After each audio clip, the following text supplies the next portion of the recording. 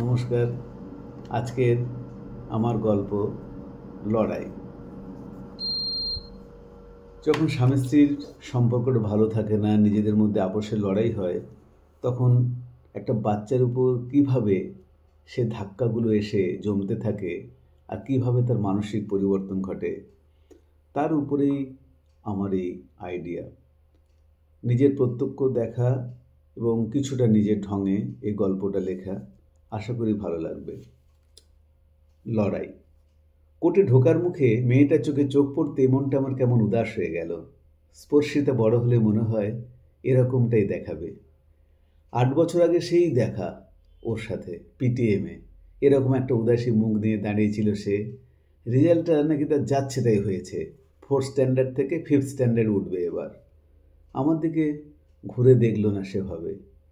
আমি সোজা রিনিকির সাথে ক্লাস টিচারের রুমে ঢুকলাম। রিনিকিও আমার দিকে ঘুরে তাকালো না একবারও। স্পর্শিতা মার আঁচল থেকে চোরের মতো ভিতরে ঢুকলো। সোহিনী ম্যাডাম টানা বলে গেলেন, স্পর্শিতা খুব ট্যালেন্টেড বাচ্চা, কিন্তু দিনে দিনে কেমন অন্যমনস্ক হয়ে উঠছে। ছোট ছোট মিস্টেকগুলো করছে। ক্লাসে বসে ব্ল্যাকবোর্ডের দিকে না তাকিয়ে জানলা দিয়ে বাইরের দিকে তাকাচ্ছে। আমার কি মনে হয় মিস্টার অ্যান্ড মিসেস খান্না মানসিক একটা বড় পরিবর্তন ঘটেছে স্পর্শিতার মধ্যে। ওকে নিয়ে প্রপার একটা কাউন্সেলিংয়ের খুব দরকার। আমি মুখ বন্ধ করে থাকলাম। রিনিকে দেখি আমাকে শুনিয়ে টিচারকে বলছেন, this is call destiny madam, সবই ভাগ্য। আমি মনে মনে বললাম, ভাগ্যের চাকাটা বদলালো কে? নিজের ভাগ্যের জন্য মানুষ নিজেই দায়ী, অন্য নয়। ঘটনাটা মামুলি থেকে একেবারে মাথা ফাটাফাটিতে এসে পৌঁছালো। মিস্টার চাওলা রিনিকির সিনিয়র কলিগ, সেশন কোর্টের। ঘরে 2-1 বার এসেছে আমাদের আমন্ত্রণে।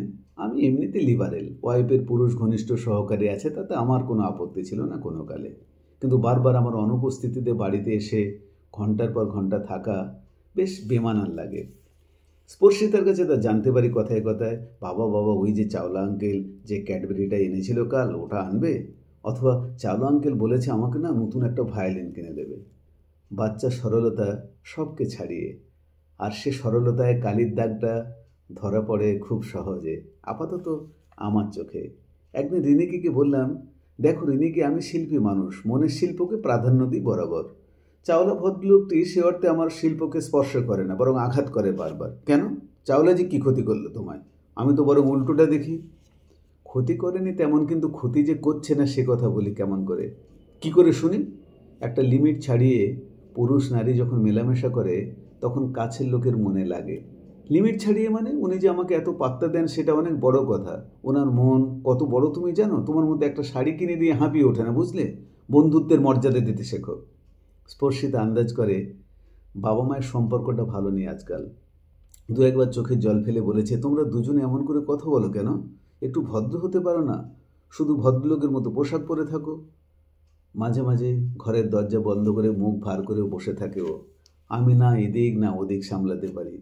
কি বলে বোঝাই বাচ্চাটাকে সমস্যাটা কোথায় এক্স্যাক্টলি? কাল রাতে রিনিকি যা করলো সেটা আমার কল্পনায় ছিল না কোনো কালে। সোজা ফোন ছুঁড়ে মাথায় মারল স্পর্শিতার সামনে। মেয়েটা এমন করে আঁতকে উঠল যে যন্ত্রণা আমার মাথার ঘায়ের চেয়ে আরও বেশি। মনে হয় হাতটা না বুঝি ফেটে পড়লে এবার। উপরন্তু বিয়ে করবো না বলে 40 বছরে এসে বিয়ের পিঁড়িতে বসলাম। মা কখন যে পেপারে অ্যাড দিয়ে দিয়েছে, আর আলটিমেটলি সামাজিক প্রেশারে বিয়েটাও করে ফেললাম। রিনিকি গরিব ঘরের মেয়ে, বয়স 35 পেরিয়ে নিজের পায়ে দাঁড়াতে গিয়ে নাকি বিয়েটা করেনি এতদিন। এলএলবি করে কোর্টে প্র্যাকটিস শুরু করেছে, কামাই নাকি খারাপ নয়, সংসারটা চালিয়ে নেয় বেশ। বিয়ের আগে যতবার দেখা করেছে রিনিকির সাথে তত মুগ্ধ হয়েছি। সাবান নিয়েও কত মজার কথা বলে ও। সাবানের কোনো এক্সপায়ারি ডেট হয় নাকি? বর্দি যেমন আবার পুরনো জিনিস নিয়ে নাক ছেটকায়, আমি তো দিব্যি এক্সপায়ারি ডেটওয়ালা জিনিসগুলো নতুনের মতো চালিয়ে দিই। ওষুধও। ভাবতাম গরিবে আনার ধরনটাই মনে হয় এরকম। বয়স্ক বাবার সাথে 2 মেয়ে, রিনিকির বড়দিদি ঝিনিকিও বাবার কাছেই থাকে। বরের হাতে নাকি 1 থাপ্পড়ের প্রতিশোধ নিয়েছে ঠিকঠাক, আর সে পয়সাতে চলছে ওর। আমি এসব নিয়ে মাথা ঘামাতে চাই না, তাই বেশি কিছু জিজ্ঞেসও করিনি কখনো। আমার যা কিছু ভাবনা সব রিনিকিকে নিয়ে। দেখতে খারাপ নয়, মুখশ্রীর মধ্যে একটা লালিত্য ধরে রেখেছে বেশ, 35-এও। হঠাৎ করে জীবনটা আমার পাল্টে গেল কেমন রিনিকির এক ছোঁয়াতে। আয়নার সামনে দাঁড়িয়ে নিজেকে বলেছি, আরে শ্রীমন্ত, তুই আবার কবে থেকে এত প্রেমিক হওয়া শিখলি? কেন, কেমন যেমন ছিলিস মিউজিক নিয়ে? রিনিকি সিনেমা হল থেকে বেরিয়ে আমাকে শুনিয়েছে, লাগ যা গলে কি ফির এ হাসিন রাত হো না হো। বাপরে, নারীর উষ্ণতা বড় আঠালো, চিপকে থাকে শরীর মনে। আমিও তার ব্যতিক্রম নই মনে হয়। এতদিন উল্টো ভেবে এসেছি বোধ হয়। সেই রিনিকি কেমন পাল্টে যাবে এমন ভাবতে পারেনি। নিজের দুর্বলতাকে ঢাকতে আমাকে অ্যাটাক করতে শুরু করেছে। তুমি তো দেখছি আজকাল দিনরাত একই করে দিচ্ছ, কখন বাড়ি ফেরো তার ঠিক ঠিকানা নেই। সুমিতাটা কে গো, হোয়াটসঅ্যাপে এরকম হট ফটো লাগিয়ে রেখেছে? সেক্সি মহিলাদেরকে কেমন সেভ করে রাখো তুমি?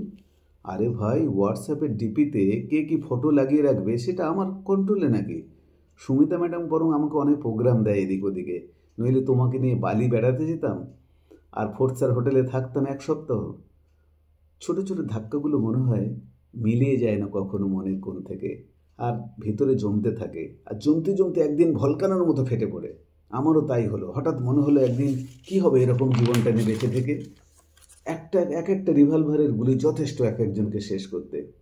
সৌমিত্রটা বোঝালো, ছোটবেলার বন্ধু, একটাই জীবন, কারোর জন্য নিজের জীবন সর্বনাশ করার মতো বোকামি আর আছে? নিজের কথা না ভাবিস ফুটফুটে মেয়েটার কথা ভাব একবার। থেমে গেলাম। তারপর একদিন চাওলার ধমকে সোজা কোর্টে গেলাম।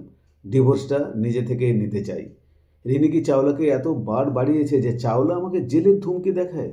এত সাহস! কদিনের মধ্যে স্পর্শিতাকে নিয়ে রিনিকি চলে গেল বাড়ি ছেড়ে।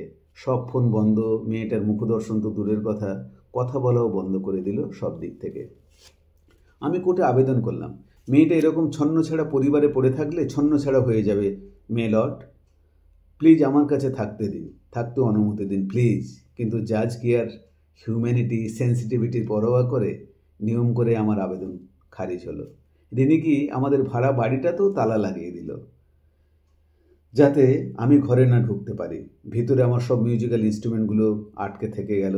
আমি নিঃসঙ্গ হলাম পুরোপুরি। শুধু সন্তান হারা নয়, সুরের সঙ্গ হারাও হলাম। রিনিকি উকিল হওয়ার দৌলতে সব রকমভাবে আমার গলাটা চেপে ধরল, শ্বাস বন্ধ করে দিতে থাকলো একে একে। আমিও বাঁচার চেষ্টায় লড়াইয়ে নামলাম। কয়েক বছর আগে 7 জন্ম একসাথে থাকার যে সংকল্প নিয়েছিলাম, 7 বছরে তা শুধু শেষ হলো না, জীবনটাকে শেষ করার মত্ত নেশায় মাতাল হয়ে উঠেছে সংকল্পটা আজ। মেয়েটা আমার জীবনটাকে কত ভরিয়ে রেখেছিল। বাড়িতে কেউ এলে যেভাবে নিজে আসন পেতে ভায়োলিন বাজিয়ে শোনাতো, তাতে আমার পুরো হৃদয়টা ভরে যেত, আর সব আশা আকাঙ্ক্ষা পূর্ণ হয়ে যেত। জীবনে মানুষের থেকে বেশি কী আর চায়, কী আর আশা করে? এরপর পেটিএমের বাহানায় স্পর্শিতার সাথে দেখা করতে যাব ভাবলাম। রিনিকি সেটাও বন্ধ করে দিয়েছে স্কুলের প্রিন্সিপালকে বলে। স্কুলে ঢুকতে গেটের মুখে দারোয়ান আমার পথ আটকালো। সেই যে 4th স্ট্যান্ডার্ড থেকে 5th স্ট্যান্ডার্ডে উঠলো, আর দেখা হলো না স্পর্শিতার সঙ্গে। কোর্টে জাজের অর্ডার সত্ত্বেও নানা অজুহাতে রিনিকি নিয়ে আসতো না ওকে। যেন রিনিকি এইটুকু ভালো বুঝে গেছে কোন শাস্তিটা আমার জন্য সবচেয়ে বেশি ভয়ঙ্কর। তারপর 8টা বছর কেটে গেছে।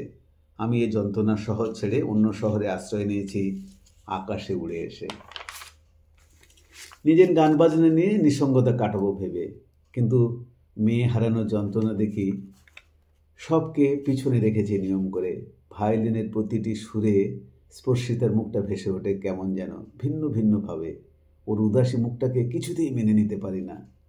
যাক, কোর্টে আজ নাকি ফাইনাল ডিসিশনটা হবে।